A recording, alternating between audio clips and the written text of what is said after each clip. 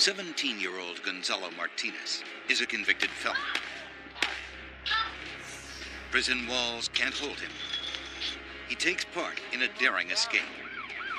These guys all were members of gangs. They were willing to shoot people.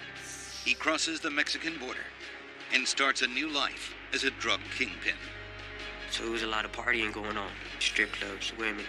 Police refuse to let this become another cold case. We're never going to stop until we find guys like this. Criminals sometimes try to escape from justice. This is the story of how one man almost got away with it. June 29th, 1997. 17-year-old gang member Gonzalo Martinez is living a fast and violent life on the streets of Denver, Colorado. But his life on the edge is about to catch up with him. It was just a normal night for me, and turned out to be a nightmare. Martinez is drinking at a friend's house. On the other side of town, his ex-girlfriend, Sabrina Montoya, is at another party. All these parties are also gang-related, so you never know what you're going to step into. Gonzalo Martinez knows gangs. At 10 years old, he took a bullet in a drive-by shooting. By 13, he was selling crack cocaine. At Sabrina's party, a rap contest breaks out between a female partygoer and a gang member. You ain't doing nothing. You just smoking Sherman. This guy looks like the cousin of Pee Wee Herman. She wins. He feels disrespected. Respect is a thing you gotta hold no matter what. And I guess the girls ended up dissing the guys. I think respect is not just for a gang member, but as an ordinary person, we deal with it more violent probably than society would. A fight starts, and the tense environment boils over. I guess violence broke out. The women were assaulted. They threatened to come back and shoot the place up. You better watch your back. You better watch your back. You're gonna get shot. All of you guys are gonna get shot, so watch your back.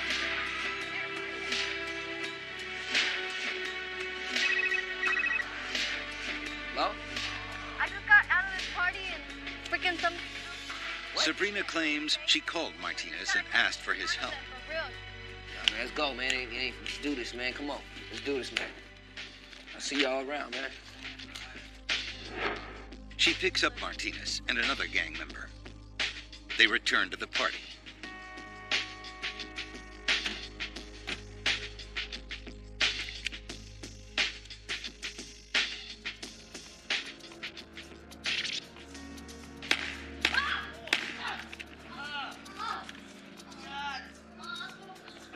Three partygoers are shot and sustain minor injuries.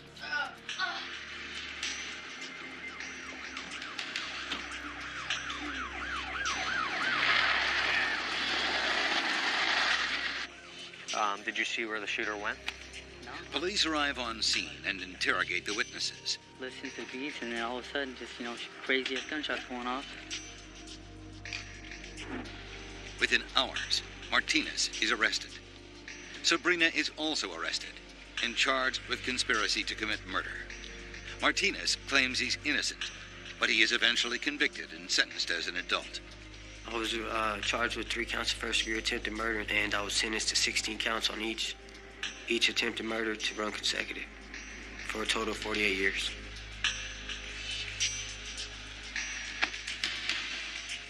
Martinez knows street life, but he's now facing the school of hard knocks, the state prison.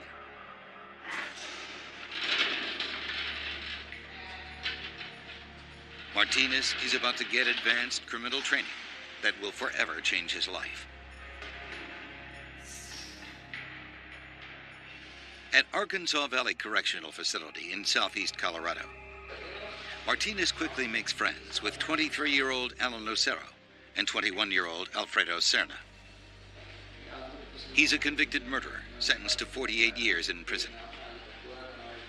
Serna, also known as Houdini, is famous amongst inmates for 2 successful jailbreaks.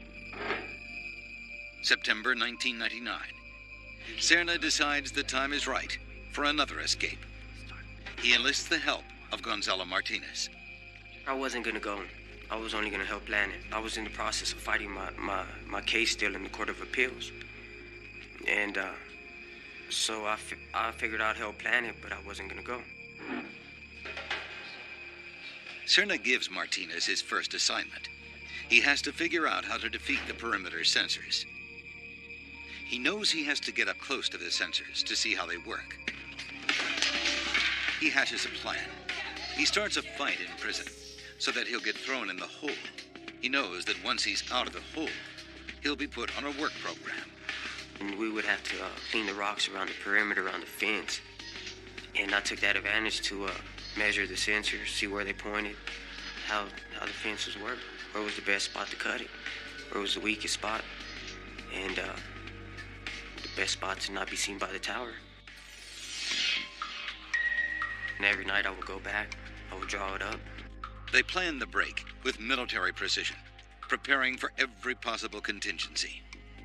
We went to the library, studied the map, back roads, street roads, and routes. Plan A for a foot chase, B for a high-speed chase, shootout, everything. You have to plan all options. While Martinez starts to map out the details of the escape from the inside, Alfredo Serna masterminds help from the outside. Smokey Kurtz is an investigator with the Colorado Department of Corrections. It was later learned that some of this planning had actually been done in our visiting room when Serna's mother came to visit, and also Serna talking to her on the phones.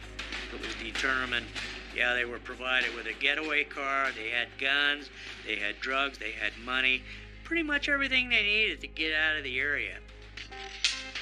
Without one critical object, they won't be going anywhere. 2 weeks before the escape, they finally get their hands on it. They had obtained suppliers, some cutters. We had some information that they had actually paid a fair sum of money to get them. They obtained this through another inmate that had taken them out of an area where they should have been secured. That is a tool that you don't want an inmate to have, and they had access. As they get ready to escape, Serna and Lucero recruit a third inmate. Then, Serna works hard to try and get Martinez to be the fourth inmate. This dude was a good friend of mine. No one else wanted to go, and I kept telling him, why do you want anybody else to go anyway? I said, because if the tower shoots at me, it's 4 chances out of 1 that I get hit. So I was like, yeah, I understand you. December 7th, 1999. The day of the prison break.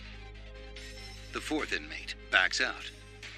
Martinez decides to join the prison break. Let's do it. I'm down, man. Hope was far away. I'm stuck with a 48-year sentence. So it was like, what can I lose?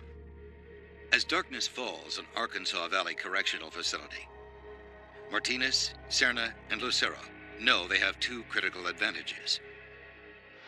In December, it gets darker an hour earlier. It gets darker faster here in Colorado. So we had the darkness on our side. The sensors were turned off. Sensors were turned off because I was on that maintenance crew and we were working there. They had to turn them off. 5:30 p.m. They meet up in the chow hall. The prison break is set in motion. To pull off the escape, the inmates will have to avoid detection by the perimeter patrol truck, sneak past 2 guard towers, and work their way through 6 fences. Martinez, Serna, and Lucero run behind one of the housing units, and the prison break is almost over before it starts. As the group heads for the first fence, they get an unexpected surprise. We came face to face with maintenance crew. They were coming out of the workshop, and I don't know how they didn't see us. We thought we were caught.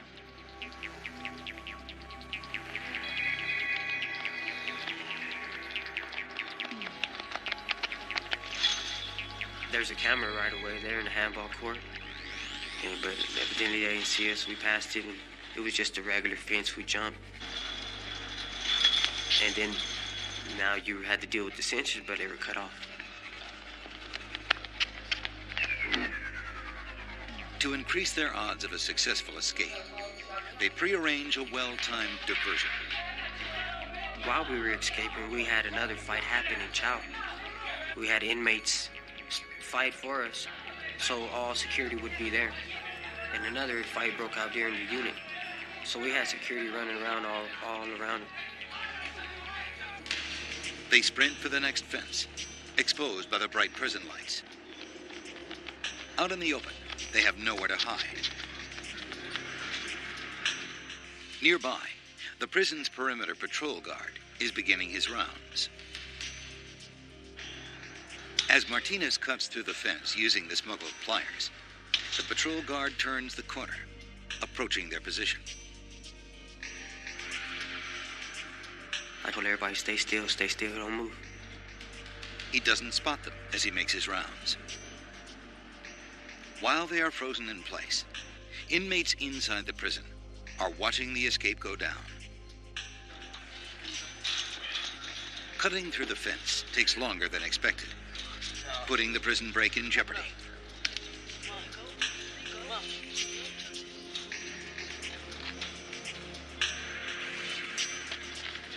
By the time the inmates reach the last fence, they are exhausted. They can't afford to waste any more time using the pliers. They decide to risk it and climb the fence topped with razor wire.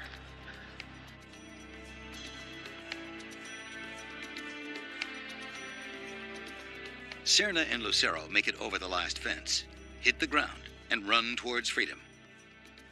But Martinez isn't so lucky. I climbed all the way to the top of the fence, desperate, but the barbed wire was too much. I got stuck on the top into the barbed wire, and everybody else was already running away. If the guards spot Martinez on the fence, he's as good as dead.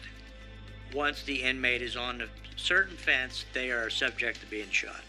I was stuck, and I was eye to eye with the tower. I was expecting a bullet at any minute.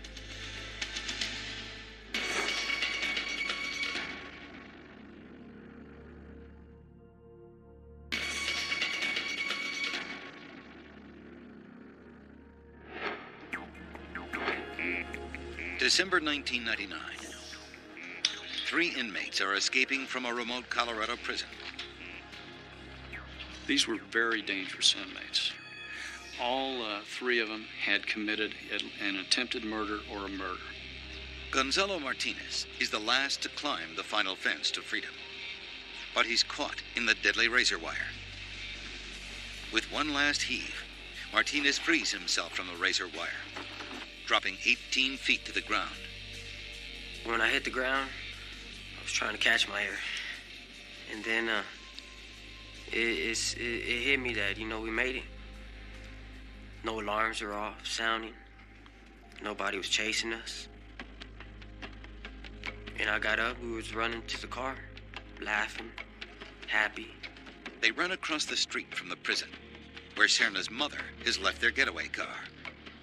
Right away when we got to the car, everybody was searching for the guns, because we didn't know if they was gonna come after us at any minute. So everybody got the guns, loaded them.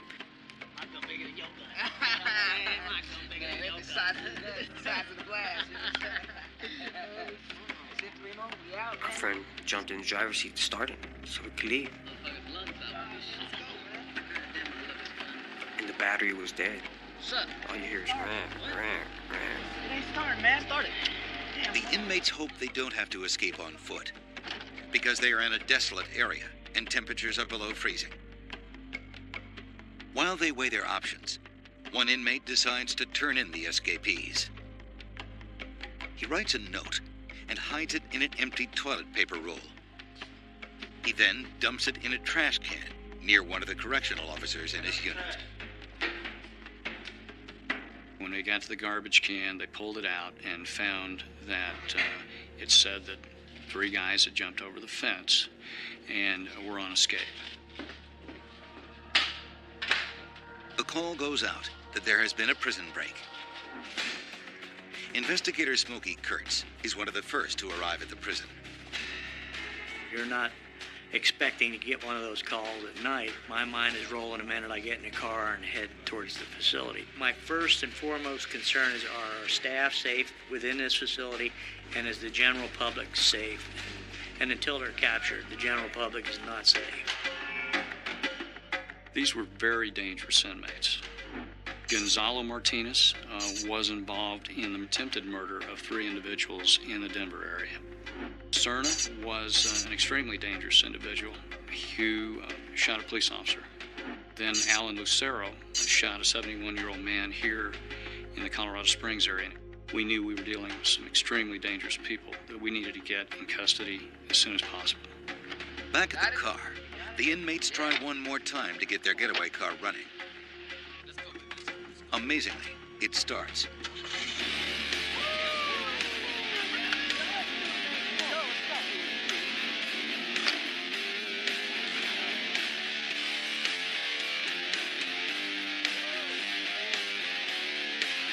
They know it's only a matter of time before law enforcement locks down the area. We knew right away that there was going to be roadblocks. They're going to be at the train stations, airports, bus stations. So you have to lay low to let the heat cool down. They start the 160-mile trip to Denver, where they have contacts and can hide out for a few days. So we drove smoking, drinking, just happy that we made it, laughing, hoping to get to that highway, because we knew once we got on the highway, it was all open range now.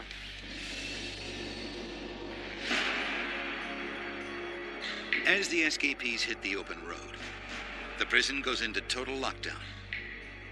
The Department of Corrections launches an all-out manhunt. They mobilize an escape team, and that escape team will set up a perimeter, which is pretty large. At a certain point in time when we learned that these guys did have a vehicle, then we started deploying a lot more resources. Half a dozen local and state agencies join the hunt. A canine team is launched, and roadblocks are set up to search for the 3 inmates.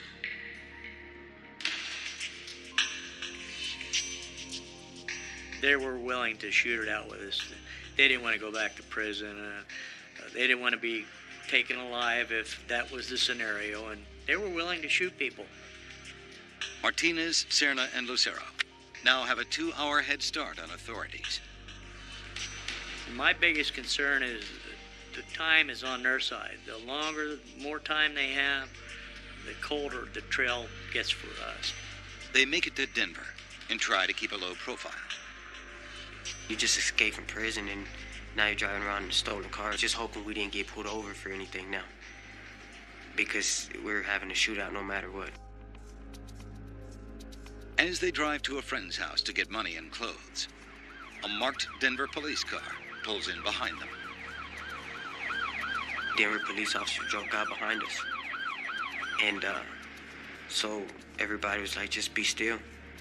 The person in the back has a 12 gauge. So he's the first one that has to shoot, because the officer's going to come on his side. So it was said as soon as he walks up to the car, and then open fire. I got this. The officer hits a siren. I was nervous. It was going to be a shootout.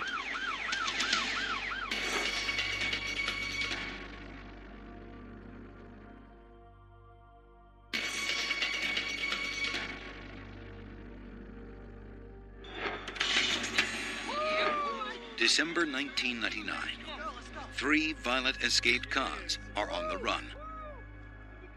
But as they start to celebrate their prison break, a Denver police officer pulls in behind them. The officer hits a siren and his lights on us. I was nervous. It was going to be a shootout.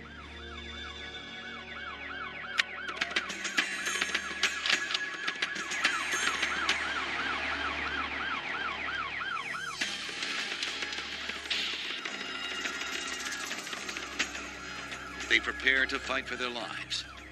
The officer suddenly swings to the left of them and drives right past.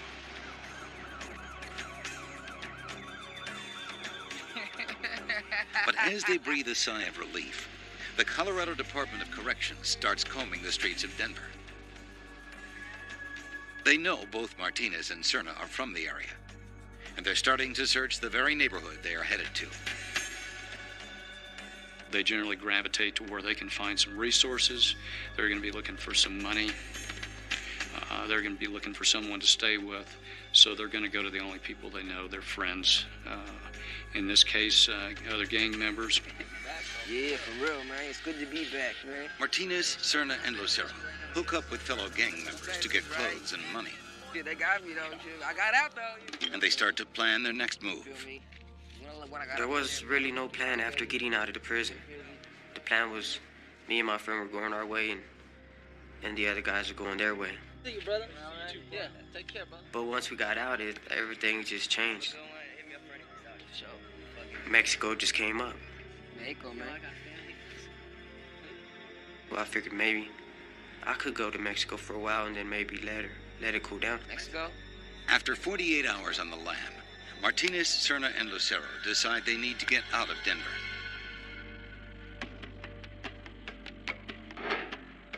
Serna has family in Juarez, Mexico, and they know this will be a safe hideout. They make the 700-mile trip to Mexico without any problems. Carrying guns and marijuana, they cross the border without getting stopped. In Mexico, the police drive around with their lights flashing all night. And then here, anytime you see lights in the U.S., it's because you're getting pulled over, so it was kind of nervous. Under the cover of darkness, they make their way to Serna's relative's home.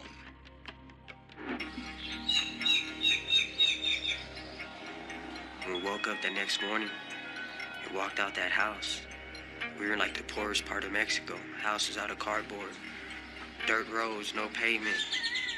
Some houses don't even get water. And we were free. That's when I really felt that I was free. I made it. Martinez knows that Mexico is a fugitive's paradise. Juarez is notorious as a place to go, to hide out, to escape the law. This has gone on since the 19th century because it's a huge, anonymous city with hundreds and hundreds, really thousands of almost anonymous barrios that you could just disappear into. So once we crossed that border, we knew we were gone. We were good. We were free. Happy. And now it's just a start of a whole new life. To successfully stay on the run in Mexico, they know they need to split up. The three of them together draw unwanted attention. Now everybody in Mexico know that we're not from Mexico because of our accent, so they know you're on the run, especially with tattoos, and they know we're from the streets. So everybody knew we were on the run, but they didn't know for what. Lucero doesn't speak any Spanish. He knows he won't last in Juarez. After 2 weeks in Mexico, he decides to return to Colorado. We received information through Crime Stoppers that he was in a hotel in the Colorado Springs area. And in fact, that hotel was within yards of our headquarters offices for the Department of Corrections. December 31st, 1999. Authorities make the arrest. Lucero is put back behind bars, while the Department of Corrections starts closing in on Martinez and Serna. Through intelligence information that we gathered early on, we believe that these guys may have fled to Mexico. As we developed more information, we realized that they were in Juarez, Mexico. We actually utilized Marshal Services assistance to have someone across the border take pictures of the residence where we believe that Gonzalo was staying. We had those photos. We pinpointed approximately where he was. Meanwhile, Martinez and Serna know they need Mexican papers for their cover. Everything has a price in Mexico, everything. There's people that sell you a birth certificate. There's people that sell you an ID, a visa. You could even go to the regular offices and buy a real legit visa under the counter. They find a Mexican gang member willing to sell papers. For $50 each, they become Mexican citizens. Martinez and Serna also have another form of security. International law prohibits the Department of Corrections from going into Mexico to bring them back. They have to wait for them to cross the border or commit a crime while in Mexico. Hello, Garcia from Ron. Martinez and Serna know this and are laying low, working honest jobs at a call center. I had no reason to be worried about living on the run. I was covered in all areas. Mexican authorities was not worried about me. And U.S. authorities can't just go in there and grab you. Once he crossed that border, there was certainly a cushion there. He wasn't being chased. We can't just run down in and go down and get someone or find them or take our fugitive hunt down there. April 2000. Serna's family is having legal problems back in Colorado. He decides he has to go back. Within a few days of his arrival in Denver, rumors spread that he's back in town. He hides out with fellow gang members. We did a surveillance operation in Denver utilizing the resources that we have there. We had SWAT team available. We set up a perimeter. We did determine that he was inside the residence. He was spooked, and he jumped over a back fence. He jumped over the back fence before we were able to put all our resources in place, and so we had a foot chase.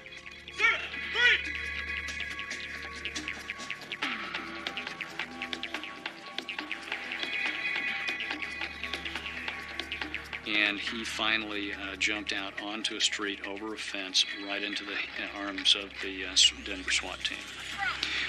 After 6 months on the run, Serna is cornered and captured.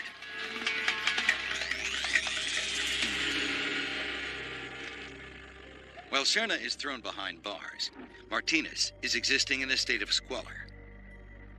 He's living in a small shack with no running water or electricity, and he misses the comforts he had in Colorado. He decides to resort to what he knows best. Selling drugs was the only life I knew. The only way to gain money. That's what I did since I was 13 years old. Working, you don't get paid enough down there. You can live, but you just don't live luxury. Working an honest job wasn't going to do it. I just quit the job all the way because why wake up at 8 in the morning? April 2000. Martinez starts out small, dealing drugs at Juarez clubs to American college students. So there was a lot of partying going on. A lot of partying, strip clubs, women, just blowing money. Spend it as you make it. And it just led to bigger things. Over time, Martinez escalates his drug trade, but he's dealing in a game where the stakes are unforgiving. It's a very violent world, and basically the punishment for losing a load of drugs, or if you're suspected of losing them, is death. And people are murdered, they're beheaded, they're burned, they're put in barrels full of acid, their fingers are chopped off. The tortures are just unimaginable. And a lot of people are just picked up off the streets and disappeared, and then they're never heard from again. As Martinez's drug dealing grows, so do his connections with the local police. The police are involved in the drug game also. I've partied with these guys, you know. I've even known their wives, their families. I could buy a card off of a lieutenant or whatever, a higher rank. And he'll, on the back of the card, he'll sign, he'll say, "This is my nephew or my cousin. If you arrest him, please call me or let him go." So it's a get out of jail free card. Those kind of connections are critical to surviving in Mexico if you're engaged in illegal activity or fleeing the law. That meant he could circulate freely, as if he were a Mexican citizen, as if he were not a wanted criminal. He could live a normal life, because if he got into any trouble, he'd just flash his card. After a couple of months selling drugs in the streets, Martinez gets tapped by a major drug dealer to start running marijuana over the border.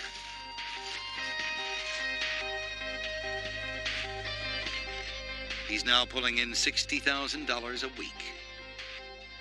We're pretty much sending at least 200 pounds in the car on a weekly basis. Sometimes some fall, some don't make it. Sometimes they get caught, and so you take losses. December 2000. After a year on the run, Martinez decides to cross the border with a female friend and her family. They're heading into El Paso to get dinner. But Martinez only has Mexican papers. He's hoping to get across with just his English-speaking skills. We get up to the line, and I'm nervous because at the same time I'm thinking, man, my freedom is on the line. You know, I'm trying to cross with these girls just to cross for really no reason. They pull up to the U.S. border, and the officer asks for Martinez's ID. Martinez states that he's an American and the son of one of the women in the car. He explains that they were in Juarez to eat dinner and were returning home. The Border Patrol agent doesn't buy it. He says, well, I can't let you cross. So he takes me off the car and he grabs me by my arm.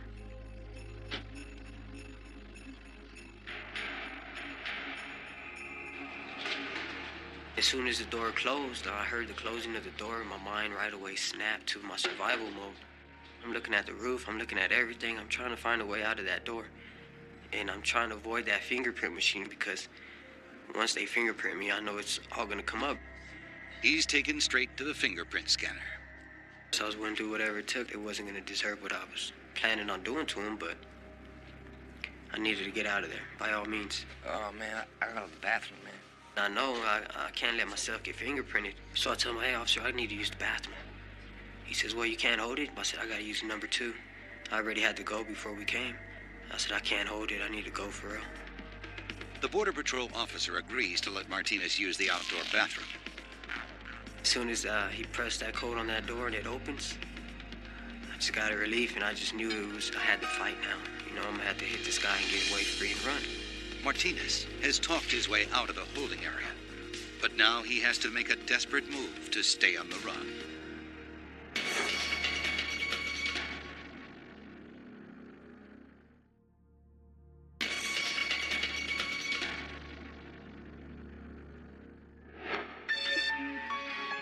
Gonzalo Martinez is on the run after escaping from prison. But he's risking it all to try and cross the Mexican border into El Paso. Oh, man, I gotta go to the bathroom, man. Martinez is quick on his feet and tells the Border Patrol agent that he has to use the bathroom. It's just the break he needs. I just hit his hand and he lets loose, and I just take off running back across the border. I'm running back to Mexico now. And so he's chasing me and he's yelling at me, and I'm on the wrong side, running the wrong way because everybody is walking towards me. And I'm running that way and I'm dodging everybody. Martinez is worried that the U.S. Border Patrol has alerted Mexican officials that he's coming across. He takes desperate action to blend into the crowd. I see this lady walking. She has an infant, a newborn in her hands. Lady. I need to borrow you food. Yeah. Por favor. And so I tell the lady, hey, lady, check this out. I need your help. They're chasing me. The police are chasing me. I just need you to help walk me across this border. And I grab her baby out of her hands. Just 1 second, okay? All right, just 1 second. I ain't gonna hurt, I swear. It's okay. He hopes the woman and her baby provide enough cover. Martinez makes it to a stairwell that leads down to Juarez and away from Mexican authorities. I catch that stairwell and I'm into Juarez. I'm free. That lady's still behind me crying. I give her her baby and give her $20. Tell her thank you. She tells me you're crazy.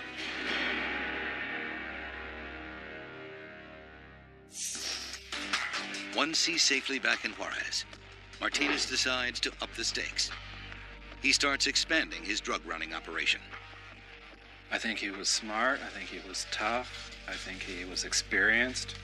And I think he was willing to take risks. And he was perhaps lucky in many cases because it is a dangerous activity. It sounds like Mr. Martinez was at the middle levels, doing extremely well very quickly and moving up in the drug world. As the cash rolls in, Martinez starts buying cars and houses. But with a boost in his drug trade comes the danger of Mexico's drug cartels. There's drug wars. You know, everybody's competing, so death is always a factor and always a blink of an eye. While Martinez lives the fast life in Juarez, the Colorado Department of Corrections is waiting for an opportunity to strike. They know right where Martinez is, but they can't do anything about it. It's the most frustrating thing in the world. Once you know someone has gone across the border into Mexico and you really can't touch them. There's just no way other than waiting for the Mexican authorities to act. Martinez routinely pays off Mexican authorities, and he's living a drug kingpin's life. But it's not a cure for home. The whole time that I was out there living, I was empty inside. The whole reason why I escaped was to be with my family, and I didn't have them. I was lonely. Everything that I wanted, I couldn't have. And everything that I had was just material stuff. March 2001. After 16 months on the run, Martinez's desire to see his family outweighs his fear of getting caught. At the border, he prepares for the crossing. I dressed it up real nice as a regular guy, you know, some slacks, dress-up shirt, dress shoes. And it was like probably about 11 at night. And my lady walked me halfway. She was crying the whole time. She told me, don't do it. Don't go back. Martinez still doesn't have American identification.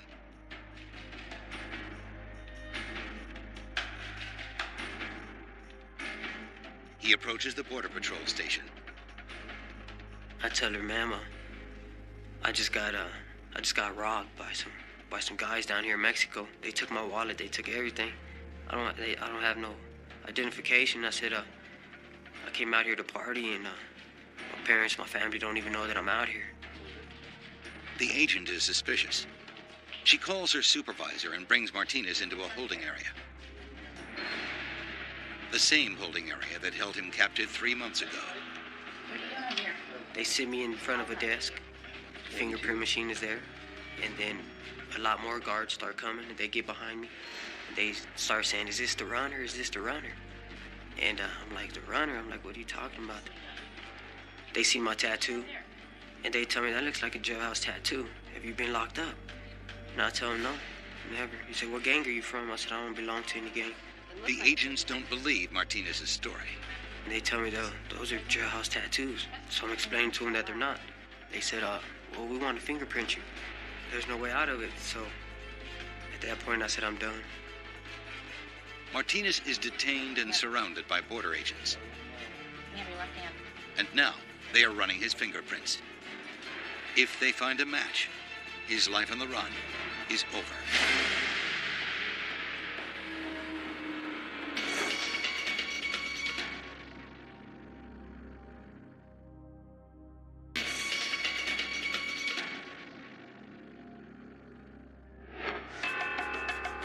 Wanted fugitive Gonzalo Martinez has put his freedom on the line while trying to cross the border into the U.S.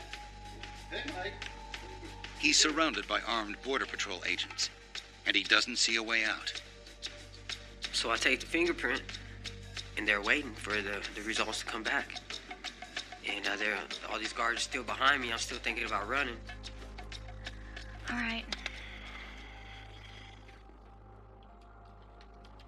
Okay, this is going to come back. It's going to tell us who you are. Before he can react, the results come back. Whatever fingerprint came up, Clear. either it wasn't mine, Yeah, or I know. the warrant wasn't on. I don't know. But it did. I'm sure if it would have said I was wanted, they would have arrested me. And they didn't. Well, we have nothing to hold you on right now, but you're not The gonna end agent up tells alone. Martinez he can't cross. Martinez knows he's playing with Don't fire. come back around here. He's not willing to push his luck any further and asks if he can leave.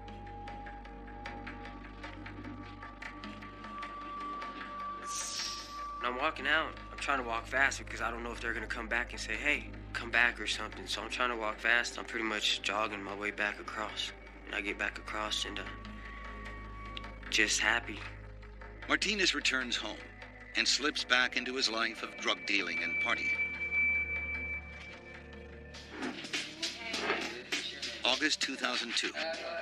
Martinez heads to a house party in Juarez. We're at a house partying, me and my friends, and one of my friends got into a jam, to a beef with another rival group of drug dealers. the confrontation escalates. It just happened at the heat of the moment, and the shooting took place.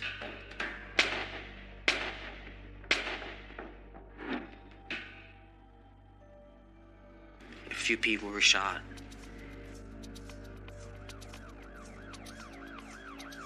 And I was arrested on the scene of the crime.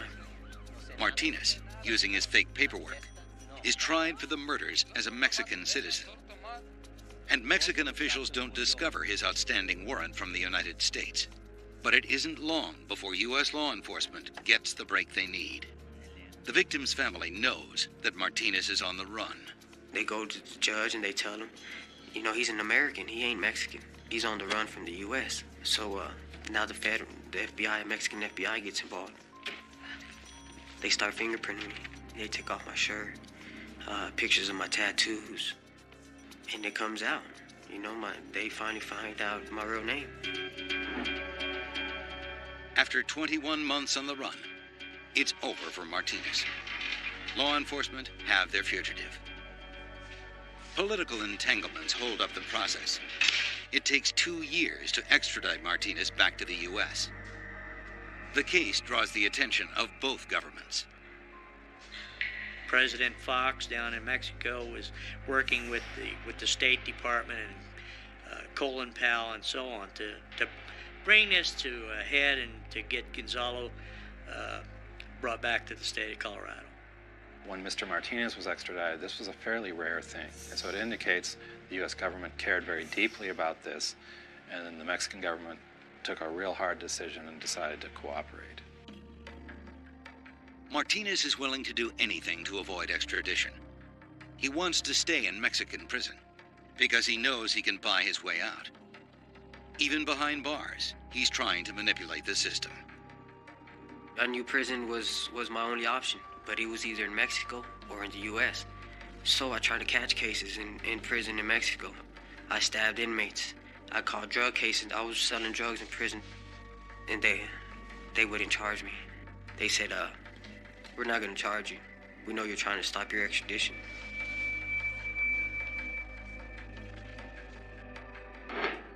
May 2004, Smokey Kurtz gets the call he's been waiting for. Kurtz here.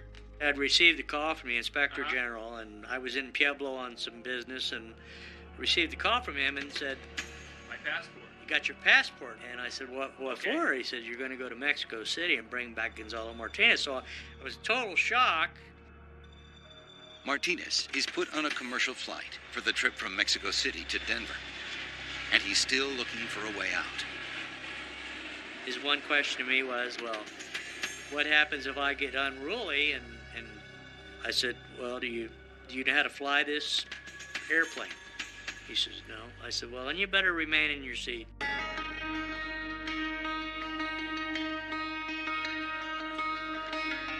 After almost 3 years on the run, Martinez is brought into custody and taken to Centennial Correctional Facility in Canyon City, Colorado, a maximum security prison.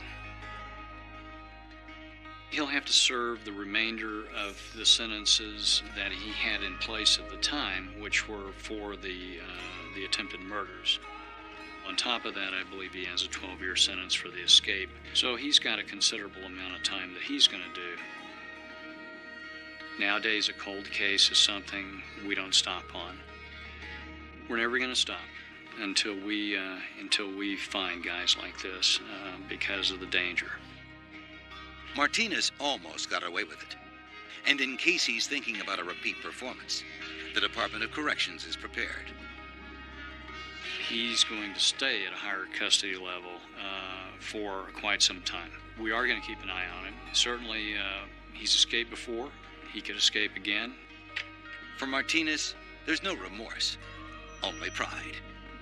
I'm looked at a lot different. What I did really hasn't been done. You know, it's a dream to escape from prison, especially when you have nothing to lose and you're stuck here for life.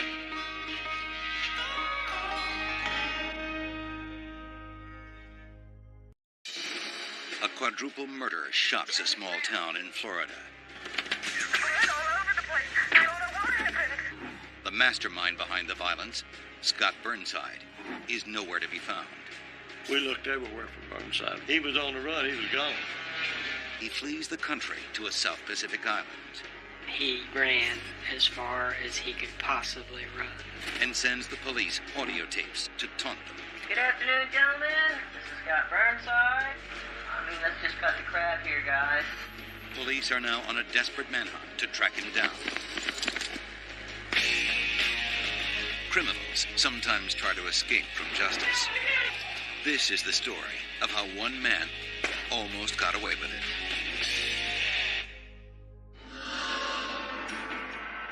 July 1990, a ranch right outside Gainesville, Florida.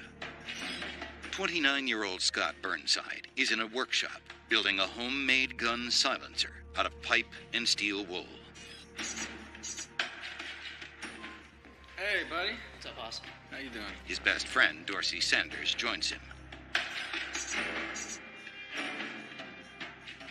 They go over the final details of a plan. Seems pretty good, man. Nice. It's a plan to kill Dorsey's mother, Joanne Sanders. The plan was to catch Joanne Sanders when she was alone, kill her, don't get caught doing it, and get paid. Dorsey's father, Doc Sanders, is in the midst of a bitter divorce. He's been ordered to give his ex-wife Joanne almost half of his assets. Dorsey's not about to sit by and watch his inheritance disappear. The assets totaled well over $1 million. For Burnside, it's not about cash or property. He simply wants to impress Dorsey and his father. Anthony Totti is the assistant state attorney working on the case. Scott Burnside perceived Dr. Sanders to be, a money pit, and he had ingratiated himself with the family and convinced them that he was the guy that could make things happen. Doc's son, Dorsey, is like a brother to Burnside. Dorsey became pretty much my best friend. Me and him actually developed a good business relationship as well, and opened international auto sales just outside of Gainesville. Burnside's used car lot business allows him to take care of his family, his wife Tanya, who he married in 1988, and his son Charlie from his first wife.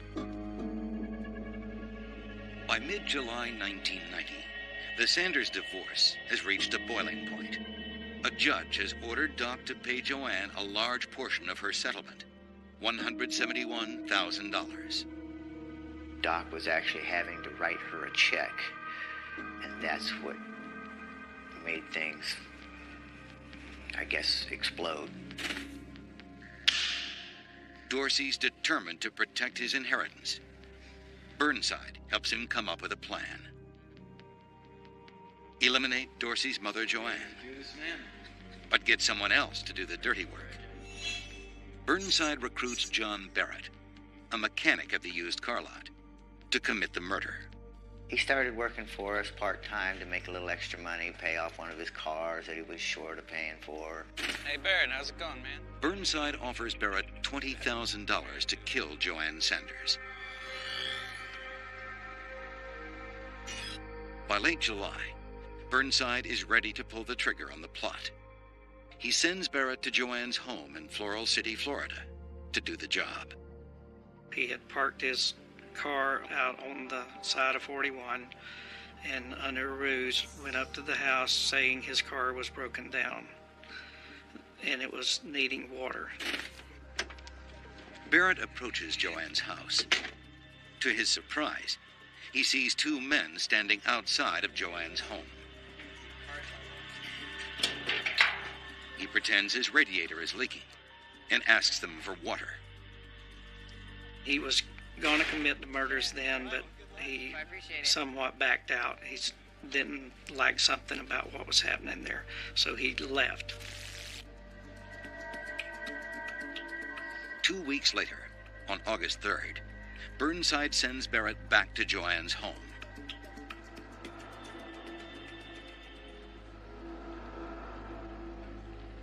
This time, Barrett's carrying the gun with a homemade silencer and a large knife. He's hoping to find Joanne alone.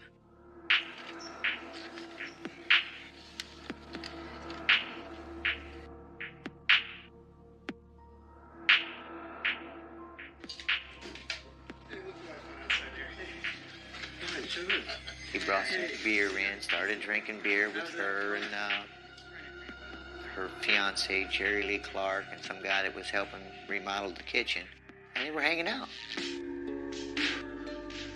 Joanne is growing suspicious of Barrett's intentions.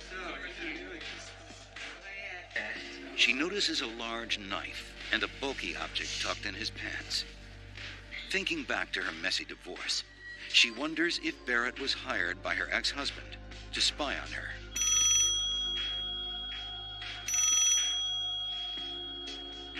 Then, Joanne receives an emergency call that her mother is sick. Hi. Oh my God. Okay. Bye. I gotta go. Around 4 p.m., Joanne leaves the house.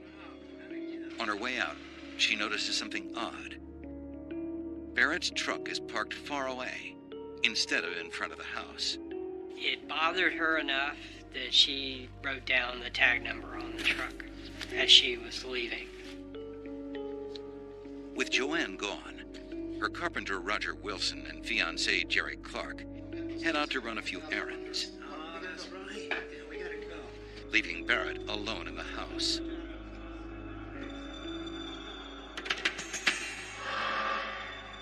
Barrett anxiously waits for Joanne to return home. This time, he decides nothing will stop him from finishing the job.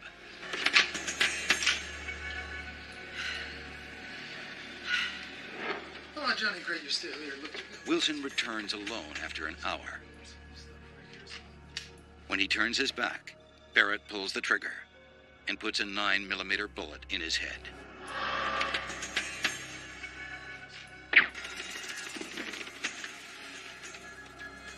With Wilson out of the way, Barrett once again waits for Joanne to return. Barrett checks his gun and notices it's jammed.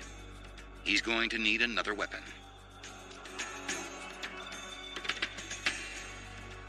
Meanwhile, Scott Burnside is at the used car lot, 80 miles away.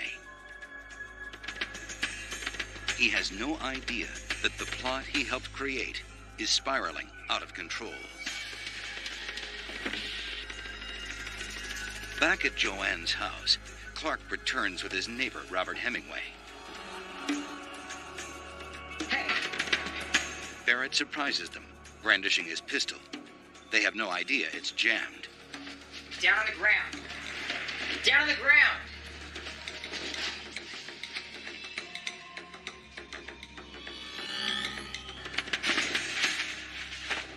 He then uses the hatchet to bash their heads. He slashes their throats with a knife.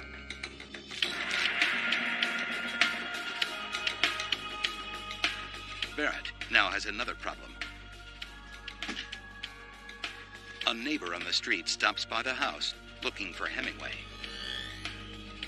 Barrett feels he has no choice but to beat him with the hatchet. He then cuts his throat and drags his bloody body to the bedroom closet. He eliminated 4 people, killed them, to wait on Joanne Sanders to come back home.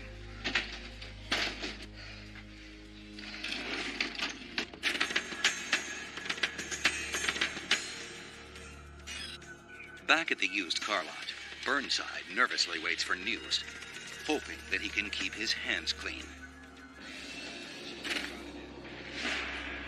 7 hours later, after taking care of her mother, Joanne returns home. She sees Roger Wilson slumped in a corner. Hey, Roger. Thinking he had too much to drink, she moves on to her bedroom. Confused, she looks and is horrified at the scene before her.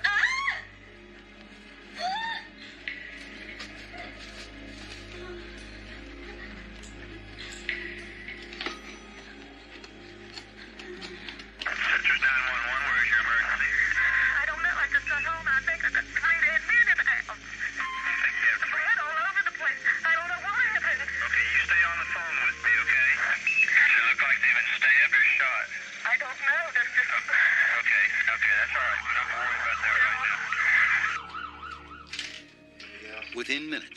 a team of investigators rushes to Joanne's home. Citrus County Sheriff Charles Dean has witnessed dozens of murders in Florida. But when he arrives, he's shocked by the carnage. Ah, Judd, look at that. That was a gory murder. Man, a mess. To discover that you've had 4 people murdered in daylight and not have any direct eyewitness, it's a pretty traumatic occasion. Captain Jerry Thompson examines the evidence. I've seen gruesome scenes before, but not with the body count that this one produced. The forensics team carefully examines the footprints, tire tracks, and blood spatter from the killings. As police work the crime scene, Barrett heads to Melrose, Florida, to report back to Burnside. Where have you been, man? You there before? He looked like he was kind of drunk and crazy. His eyes were kind of wild. He told me he killed 4 men. Burnside's murder plot is a complete fiasco. 4 men are dead, and the intended target, Joanne Sanders, is unharmed. Burnside then discovers that Barrett made a huge mistake. A mistake that may connect him to the murders.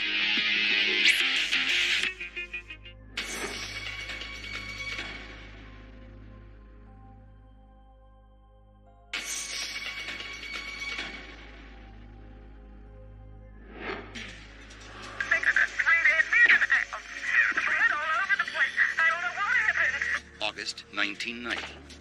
Scott Burnside has just sent a hitman to kill Joanne Sanders.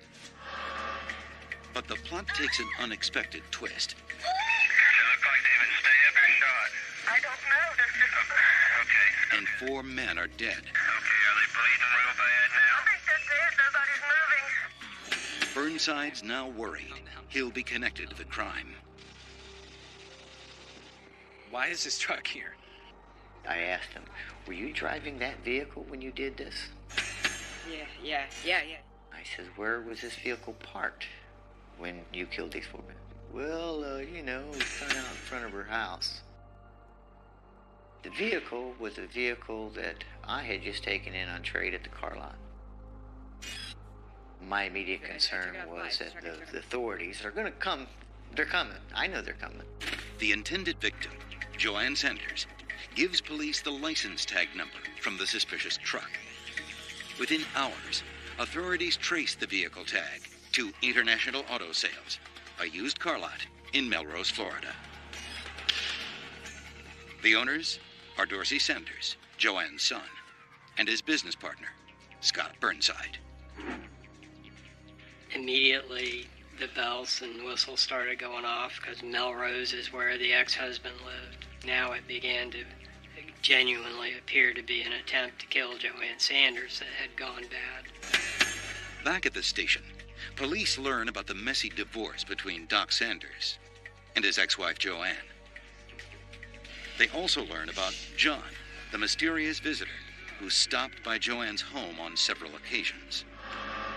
Armed with this new evidence, Citrus County detectives go to the car lot to question Burnside. They discover that the license tag number Joanne gave them from John's truck is connected to an individual named John Barrett, a mechanic who works for Burnside. Police arrest Barrett less than a week after the murders. He confesses to police that the quadruple murder was the result of a botched plot to kill Joanne Sanders, and he tells police it was Scott Burnside who hired him to do the killing. And I don't believe these people that were the victims ever were they intended to be the victims. They just innocently walked in on a terrible situation and as a result of it lost their life. There is no question in my mind that Burnside was the cause of John Barrett going to this mobile home to kill these people. On August 11th, 8 days after the murders, Dorsey Sanders and Scott Burnside are charged with conspiracy to commit murder. At this point, The two fugitives are nowhere to be found. I drove to Orlando. I'll go stay at a friend's house, and hopefully the dust would settle in a few days, and I'd come home. That's actually what I believed I was doing. Burnside and Dorsey meet up at a hotel room and start planning their escape. And how do you think we're going to get across the border? The best thing for us to do was go to Mexico. We had connections there, people we could trust, probable phony passports could be arranged for, that kind of stuff. Burnside wants one last moment to say goodbye to his wife, Tanya. Me and my wife can have probably the most serious conversation that we've ever had in our lives, to say the least. We basically made plans for the future. I'll go. Blue Lagoon was a movie that was referred to in our conversation, that I was supposed to find a deserted island somewhere that we could go live happily ever after. After a tearful farewell, Burnside's hit with another surprise. On August 15th, Dorsey decides to surrender to authorities. Faced with 4 counts of first-degree murder, Burnside makes a decision that will forever change his life. My whole life is ruined. The life as I knew it was going to cease to exist. I got $2,000 in my pocket, and I got to go start a new life somewhere. He calls the one person he can trust, his mother, who's living in Orlando. My mother kind of took control because I was pretty emotional, stressed out. I really wasn't prepared to deal with this so quickly. Burnside's mother, Susan, is a reservation clerk for a major airline carrier. She uses her employee privileges to get her son a free ticket to Washington, D.C.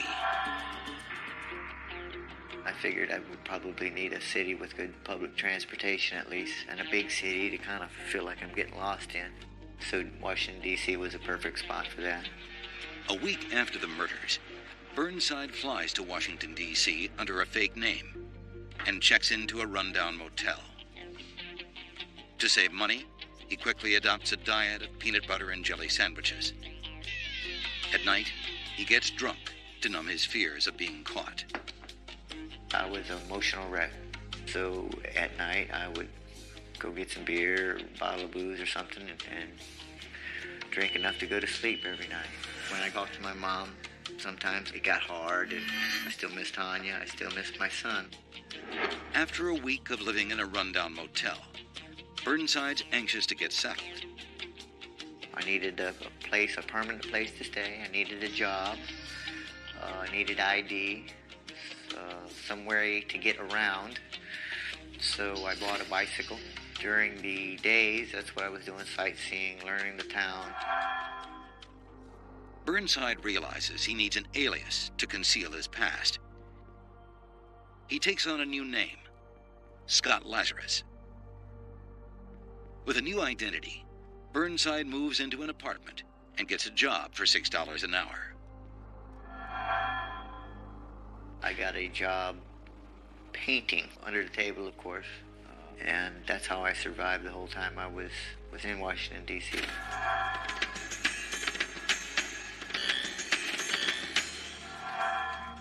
It's been 2 weeks since the violent Floral City murders. Back in Florida, numerous tips begin to roll in. Detectives decide to zero in on Burnside's mother, Susan. We just made one assumption. There's one person that you'll always contact in your life will be your mother. In late September, Citrus County investigators get a solid tip. They find out that Susan is flying to Minneapolis to attend a hobby trade show. Investigators are certain that she's planning a secret meeting with her son. It's their best chance to finally capture Burnside. We pretty quickly determined that Scott Burnside's mother was going to be a resource for him. She worked for an airline. She had access to airplanes. She could move him around very easily. Investigators quickly pull together a surveillance team. They follow Susan to Minneapolis and check into the same hotel. We felt strongly that she was going to make contact with Scott. The cops get ready to trail her.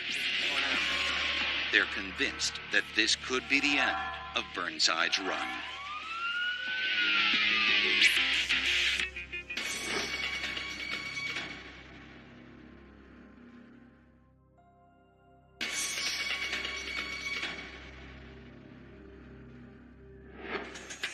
September 1990.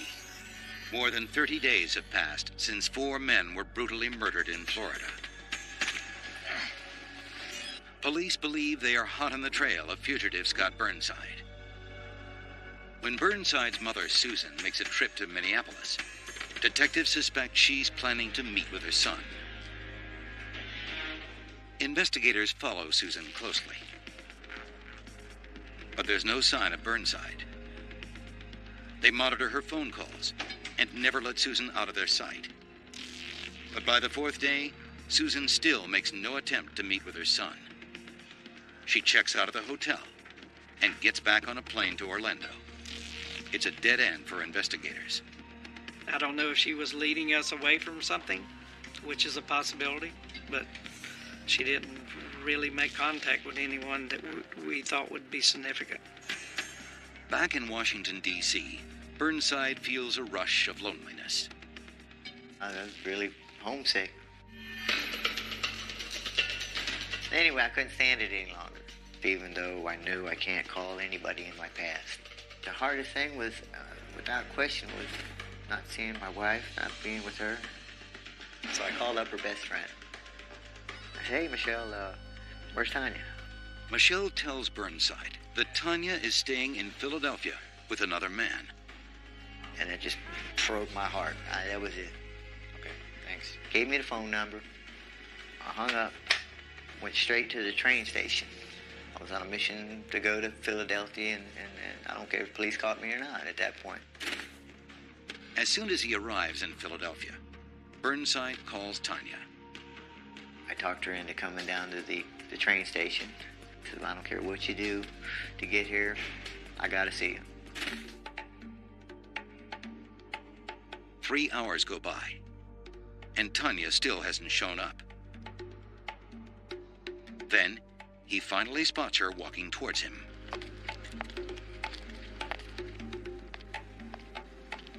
Tanya!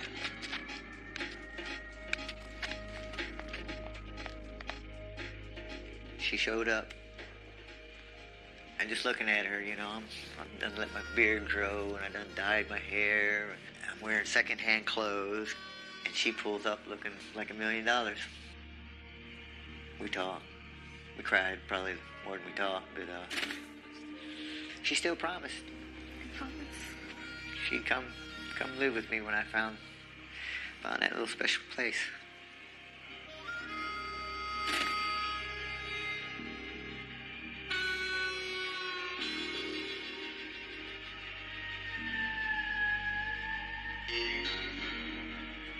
So she left, and that was it. Agreed to meet up at some future date, but I knew in my heart it was over. Burnside can't get Tanya out of his mind. He's heartbroken and depressed. In addition, he's becoming more paranoid as each day passes. He decides to change his appearance. I got some funny-looking glasses and growed a beard and a mustache, looking over my shoulder everywhere I went, of course. Back in Florida, investigators continue to build their case against Burnside. They also begin collecting evidence to arrest Doc Sanders, since police believe he had the most to gain from Joanne's death. As Doc remains free, Burnside continues to live in fear. I'm sitting there shaking in my shoes, you know, knowing how intense the search is for me. Burnside's greatest weakness are his emotions. The need to stay in contact with family is constantly putting him in danger of capture. I figured a good time to have my mother bring my son to visit me. When my dad went on a run, you know, I was very confused at the time because I wanted to see him, I wanted to talk to him, I wanted to make sure he was okay, and you know, I didn't hear from him. No one knew anything. In January 1991, Burnside asks his mother to arrange a meeting with his 11-year-old son, Charlie. It's been 5 months since Charlie has seen his father. When we arrived and I seen my dad, I did not recognize him. But yeah, once I got up to him and actually gave him a hug, I knew it was my dad, and it was, it was a great experience for me. Been being good for Mom? I missed my dad terribly while he was gone. I really needed him there with me because he was definitely my heart. The visit makes Burnside feel normal again. Night. He continues his painting job to make ends meet. I was actually feeling human again. I got into a groove of doing what I needed to do to keep from getting locked up. One night, Burnside decides to meet up with some new friends in Georgetown.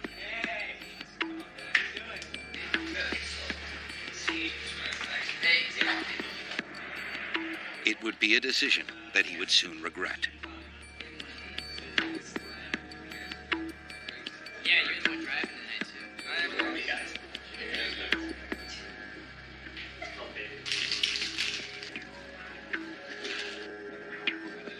Got pretty loaded. Closed down the bars. Went to Big Boy's restaurant. Ordered a bunch of food.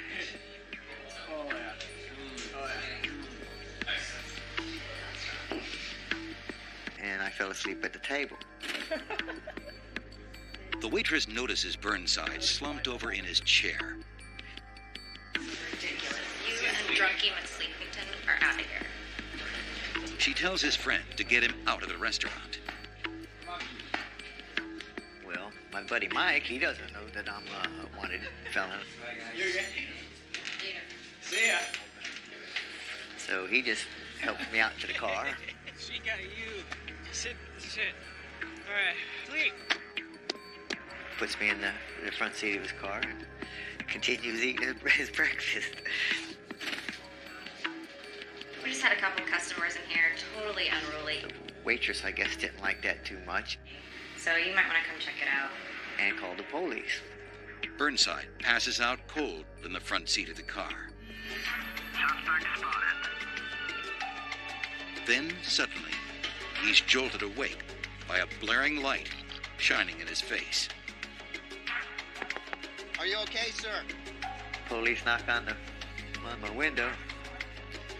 Flashlight shining in my face. Step out of the car, sir. I step out of the car. Hands on the top, please. Right hand. Thank you. Your left hand there, sir. Well, it's finally over. Burnside must make sure that they don't find out who he is.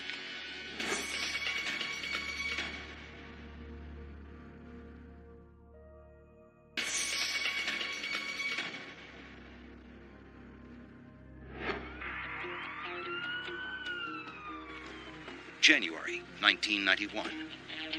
Wanted felon Scott Burnside is sitting in the back of a police car. I'm bringing a meal suspect, 24 years old approximately. In and I'll see in about 10 minutes. Over. He's been arrested for public intoxication. The Washington, D.C. police have no idea they are dealing with a fugitive. When they arrive at the station, police officers are swamped by an overwhelming number of bookings. I guess it's Friday night, I think. And it was so busy that they didn't have time to photograph or print me. They just let me sleep it off. I gave them some phony name. They kicked me out the door in the morning.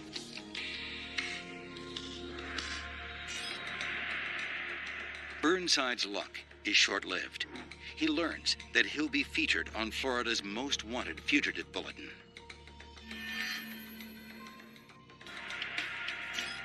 Back in Orlando, Burnside's mother helps plan his next move. She obtains a passport for her son using a different name. I assumed identity of my mother's ex-husband's son, Stephen Rose Jr. Burnside researches third world countries that don't have extradition treaties with the United States. He settles on Rarotonga, a tiny South Pacific island near New Zealand. And it's truly a blue lagoon. I had planned that was my spot where I could call Tanya, my wife, and have her meet me there. Meanwhile, the investigation in Florida heats up. On July 26, 1991, Dorsey Sanders, Joanne Sanders' son, is found guilty of first-degree murder. That same day, authorities arrest his father, Doc Sanders, in Key West. Investigators finally have enough evidence to charge Doc as a co-conspirator. If you are an accessory, then you're just as guilty of making the plan as those that pulled the trigger. On September 3rd, 1991, John Barrett, the accused hitman of the botched murder-for-hire plot, is sentenced to death.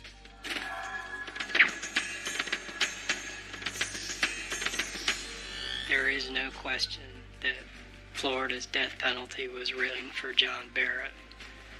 I mean, you cannot engage in the behavior he engaged in and kill 4 completely innocent men without deserving the death penalty.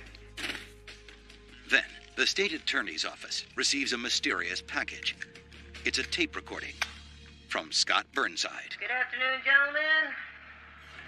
This is Scott Burnside. Let's just cut the crap here, guys. I'm willing to possibly sit down and talk to you and maybe even say all that I do know in court against the people involved. Burnside wants leniency in exchange for testimony against the other conspirators. You know, and I know, I didn't have these 4 people killed. Once he was in a position where he was comfortable that we weren't going to figure out where he was, I mean, he's a used car salesman. He's a little arrogant by nature, so he taunted us. Why do you offer me just my God-given rights and not electrocute me? I mean, you insult my intelligence. You guys, you're not messing with the dummy, okay? Been under your noses and in between your ears for a long time. But without me, fellas, I guarantee you never have a shot. He made proposals and they were hollow, completely empty. We never promised to do anything for Scott Burnside. I wouldn't have done that at that point. Instead, detectives increase surveillance on Burnside's family and friends. In an event like this, everybody associated is a suspect. Everyone. This includes Burnside's sister Cheryl and 11-year-old Charlie, Burnside's son. I remember when this all first happened, I played basketball a lot every day, at least 4 times a day. So every time I'd walk out of the house, I could look over to the right or left and see an unmarked car with cops sitting in it. So I knew they were following me. There's one person in particular that authorities relentlessly track. Burnside's mother, Susan. We firmly believed his mother was the key to finding him, so we stayed on her. We followed her. We, as much as we legally could, listened to her phone calls, checked every payphone within a half a mile of her house, just trying to find links to where Scott might be. In late September 1991, Burnside uses his fake passport and lands on the tiny island of Rarotonga. He's been running for over 13 months now. When I got to Rarotonga, as I got off the airplane, they put flowers on you like they do in Hawaii. And it dawns on me, and I said, wow, I might like it here, Burnside finds a place to live, gets a roommate, and settles into island life. It's a tropical paradise. Mountains, palm trees, beaches, good fishing, scuba diving, great people. I think once he arrived in Rarotonga that he felt, a little more relieved, a little more relaxed, that he's far enough away now where they can't get him. Back in Florida, investigators are making progress on Burnside's whereabouts. Authorities learn about his mother's massage parlor business in Orlando. They decide to take a closer look. We sent investigators from our department to conduct investigation on her, and they ended up obtaining evidence that she was involved in criminal activity. Okay, so you can make it at 5 a.m.? It's a lucky break for Florida investigators. They file prostitution and racketeering charges. In March 1992, nearly 20 months after the murders, a SWAT team storms the Wild West massage parlor. Everybody out? Stay calm. You stay right there. Everybody out right now. You stay right here. Keep those hands right. Man, we got. Once inside, they arrest Susan. I'm doing just fine. If you would show me The arrest turns out to be a major turning point in the case. Dad to call the lawyer. Ouch! There we go. We didn't care what happened to Susan. We were interested in finding Scott. If agitating her helped us find Scott, we agitated her. The cops set Susan's bail high. They pressure her to talk about her son. She refuses to give up any information about her son's whereabouts. We knew she knew where he was. It was obvious. I mean, when he did want to reach out to us, it was through her.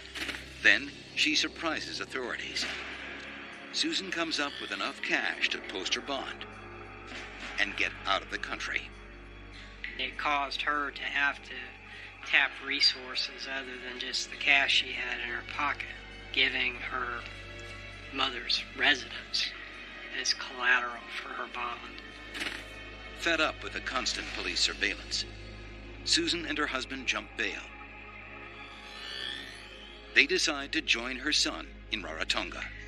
They called me when they were in L.A., told me that they'd be there the next day. She shows up, I meet him at the airport. Yeah. Give me. Oh, honey.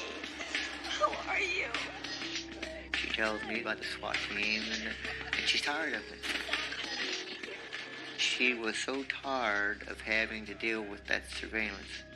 Burnside's sister, Cheryl, is surprised to learn a bail bondsman is holding the deed to her grandmother's house.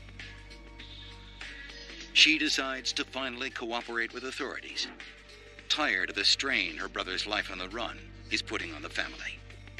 She knew where there was a safe deposit box that the mother had given her a key to, and there was stuff in the safe deposit box that she thought might help us find Scott. There was a blank postcard from the Isle of Rarotonga in the Cook Islands, which is the territory of New Zealand. There was some New Zealand currency. It appeared very clearly that he was in the Cook Islands. Authorities now have their man, and they're on their way to the South Pacific.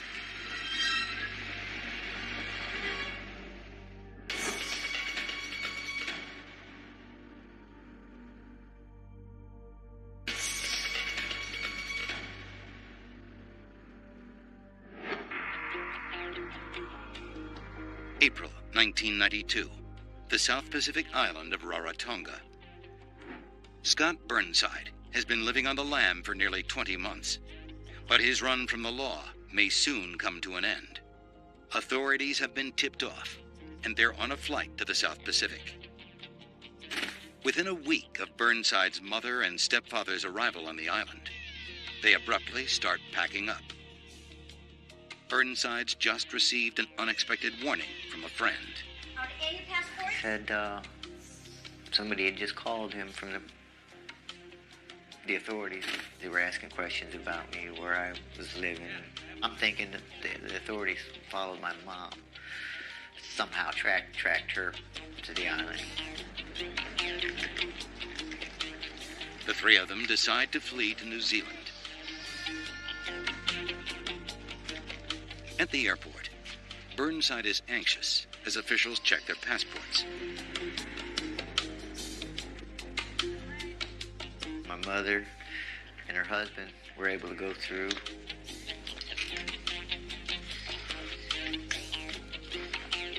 But they got to mine and they stopped. As officials scrutinize Burnside's passport, he can't escape the feeling that this is the end. But this time, it turns out to be a false alarm. Did you get a stamp that you needed on your passport? Burnside needs to get a different stamp for his passport. Well, just tell me what I need to do. He tells his mother and stepfather to get on the plane without him.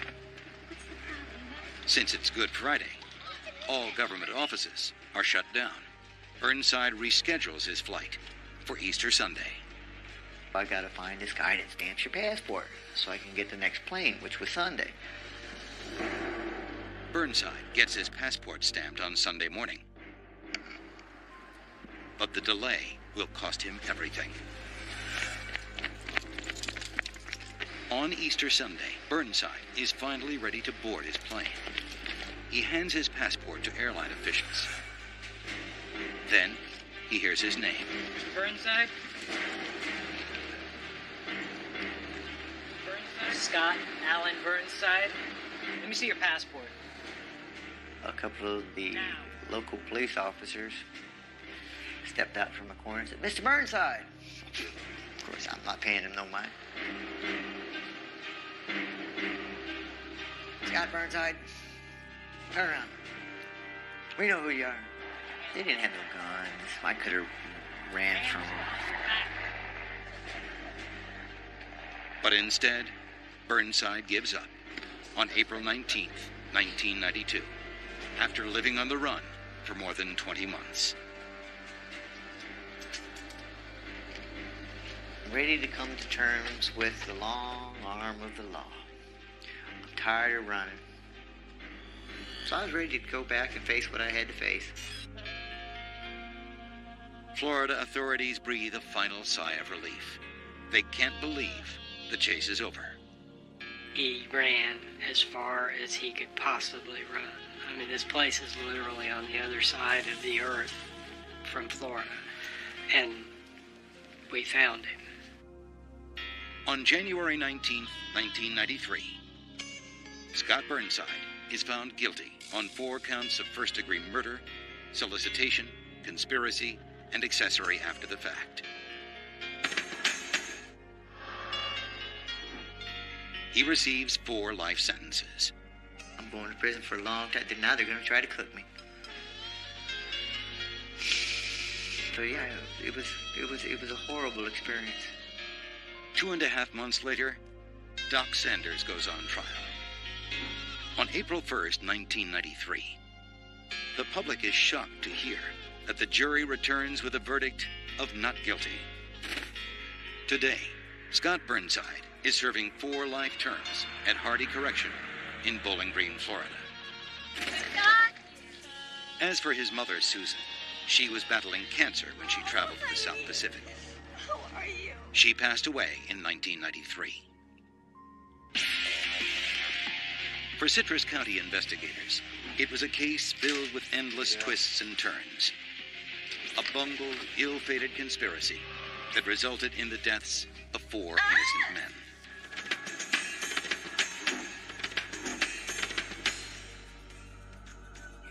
Quadruple murder is huge in L.A. It's huge in Dallas. It's huge in Miami. But it's real big in a place called Citrus County. Investigators will always remember Burnside as the fugitive who almost got away with it.